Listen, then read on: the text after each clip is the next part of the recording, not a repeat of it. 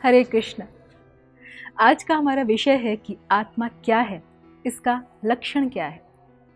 वैदिक ज्ञान इस विषय में बहुत ही व्यापक और विस्तीर्ण ज्ञान प्रदान करता है और श्रीमद् भगवद गीता सहित अनेक शास्त्रों में इसके विषय में बहुत ही स्पष्टता से बताया गया है कि ये आत्मा कोई पदार्थों का संयोग नहीं, बल्कि शास्त्र बहुत ही ठोस रूप में आत्मा को उसकी विशिष्टता के साथ एक आध्यात्मिक अस्तित्व बतलाता है।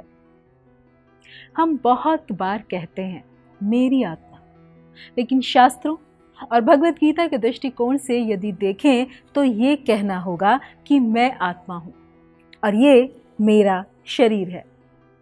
और आत्मा ही वह है जो इस शरीर को पहचान देती है, जागरूकता देती है, क्योंकि आत्मा जिसका लक्षण है चेतना, चेतना जो दिमाग में शरीर के इस ऊपरी हिस्से में है ऐसा हम समझते हैं, जबकि ऐसा नहीं है।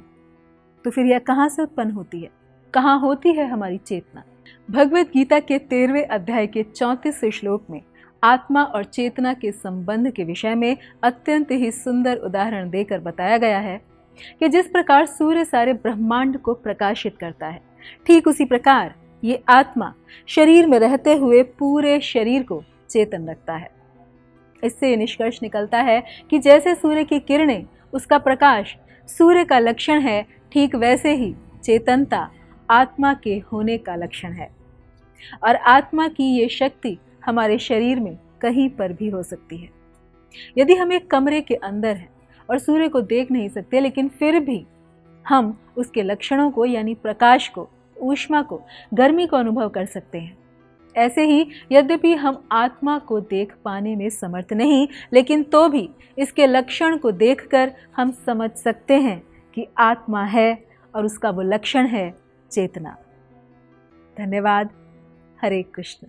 ऐसे ही और भक्तिमय कार्यक्रमों के लिए देखिए हरे कृष्णा टेलीविजन। इसे प्राप्त करने के लिए आप अपने केबल अथवा DTH ऑपरेटर से संपर्क करें तथा और अधिक जानकारी के लिए आज ही डायल करें 8767 845 845।